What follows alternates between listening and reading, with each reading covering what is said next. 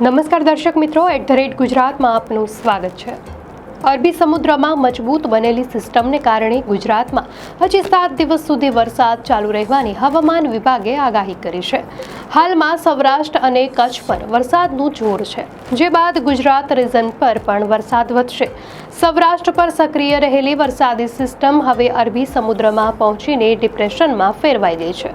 હવામાન વિભાગના ટ્રેક અનુસાર આ સિસ્ટમ હજી 2-3 દિવસ સુધી ગુજરાત નજીક દરિયામાં જ રહેવાની સંભાવના છે। આના પરિણામે સૌરાષ્ટ્ર અને કચ્છના કેટલાક વિસ્તારોમાં ભારે વરસાદ વરસી શકે છે, જ્યારે અન્ય વિસ્તારોમાં હળવાથી મધ્યમ પ્રકારનો છૂટો છવાયો વરસાદ પડવાની સંભાવના વ્યક્ત કરાઈ છે। અરબી સમુદ્રમાંથી આવતા ભેજવાળા પવનો અને સિસ્ટમને કારણે કેટલાક વિસ્તારોમાં પવનની ગતિ પણ વધારે રહેવાની શક્યતા છે। અરબી સમુદ્રમાં રહેલી આ સિસ્ટમની વધારે અસર સૌરાષ્ટ્ર અને કચ્છના કેટલાક વિસ્તારોમાં થવાની શક્યતા છે। ખાસ કરીને અમરેલી, પોરબંદર, જૂનાગઢ, રાજકોટ, ગીર સોમનાથ, દેવભૂમિ દ્વારકા, જામનગર અને કચ્છના કેટલાક વિસ્તારોમાં વરસાદ પડવાની શક્યતા છે અને એકાદ બે જગ્યાએ ભારે વરસાદ પણ થઈ શકે છે, જ્યારે સુરેન્દ્રનગર, બોટાદ, ભાવનગર અને મોરબી જિલ્લાના વિસ્તારો તેમજ ઉત્તર ગુજરાતના વિસ્તારોમાં વાદળો દેખાશે અને કેટલીક જગ્યાએ હળવો વરસાદ પણ થઈ શકે છે।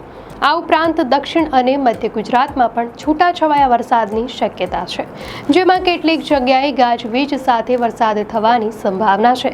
ગુજરાતમાં એક તરફ ચોમાસાની વિદાયની શરૂઆત થઈ હતી, પરંતુ બંગાળની ખાડીમાં બનેલી અને મજબૂત થઈને ડીપ ડિપ્રેશનમાં ફેરવાયેલી નવી સિસ્ટમ આગળ વધીને ગુજરાત પર આવતા ફરીથી વરસાદની શરૂઆત થઈ છે।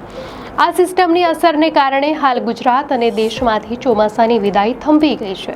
તો હવામાન વિભાગની આગાહી અનુસાર ગુજરાતમાં હજુ આગામી 7 દિવસ સુધી વરસાદની સંભાવના છે। હાલની સ્થિતિ પ્રમાણે સૌરાષ્ટ્ર અને કચ્છના વિસ્તારોમાં હજી 2 દિવસ સુધી વરસાદનું જોર રહેશે, જે બાદ ઘટી જશે। જો કે ફરીથી 6 ઓક્ટોબરની આસપાસ કેટલાક વિસ્તારોમાં વરસાદ પડી શકે છે। તો બંગાળની ખાડીની સિસ્ટમ ઉત્તર ભારત તરફ જશે અને બીજી તરફ વેસ્ટર્ન ડિસ્ટર્બન્સ પણ ઉત્તર ભારતને અસર કરવાનું શરૂ કરશે। આ સાથે જ રાજસ્થાન પર એક નવી સિસ્ટમ બની છે અને અરબી સમુદ્રમાંથી પવનો આ સિસ્ટમોમાં ભળી છે। ઉપરોક્ત સ્થિતિને લીધે દક્ષિણ ગુજરાત, ઉત્તર ગુજરાત, મધ્ય ગુજરાત અને પૂર્વ ગુજરાતના જિલ્લાઓમાં ફરીથી વરસાદી માહોલ છવાય તેવી શક્યતા છે। ગુજરાતમાં 8 ઓક્ટોબરની આસપાસ વરસાદી ગતિવિધિઓ ધીમી પડવાની શક્યતા છે, જે બાદ રાજ્યમાં ચોમાસાની વિદાયની ફરી શરૂઆત થાય તેવી સંભાવના છે। તો અગાઉ 16 સપ્ટેમ્બરના રોજ ગુજરાતમાં ચોમાસાની વિદાયની શરૂઆત થઈ હતી, પરંતુ હાલની સ્થિતિ પ્રમાણે ભાવનગર, અમરેલીના કેટલાક વિસ્તારો અને દક્ષિણ ગુજરાતના જિલ્લાઓમાંથી હજી ચોમાસાની વિદાય બાકી છે। વરસાદની વાત કરીએ તો 1 ઓક્ટોબરના રોજ રાજ્યના કુલ 95 તાલુકાઓમાં વરસાદ નોંધાયો હતો, જેમાં જૂનાગઢ જિલ્લાના ભેસાણમાં સૌથી વધારે 2.20 ઇંચ જેટલો વરસાદ નોંધાયો છે।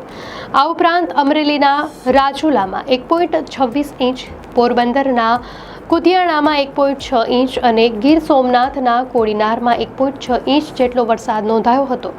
અન્ય તમામ તાલુકાઓમાં 1 ઇંચ કરતાં ઓછો વરસાદ પડ્યો હતો। આ હવામાનની સ્થિતિને જોતા આગામી દિવસોમાં ગુજરાતના વિવિધ ભાગોમાં વરસાદી માહોલ જળવાઈ રહેવાની સંભાવના છે। દર્શક મિત્રો, આ માહિતી આપને કેવી લાગી? આપની પ્રતિક્રિયા અમને કોમેન્ટમાં ચોક્કસથી જણાવશો અને જો આપને આ વિડીયો સારો લાગ્યો હોય તો વિડીયોને લાઇક કરો અને ચેનલને સબસ્ક્રાઇબ કરો।